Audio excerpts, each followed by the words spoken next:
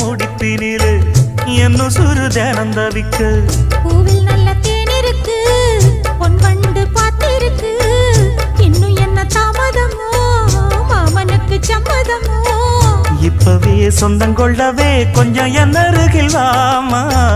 சந்தைக்கு வந்த கிடி சாட சொல்லி பேசுதடி சந்தைக்கு வந்த மச்சான் சாட சொல்லி பேசுவதே முத்தம்மா முத்தம்மா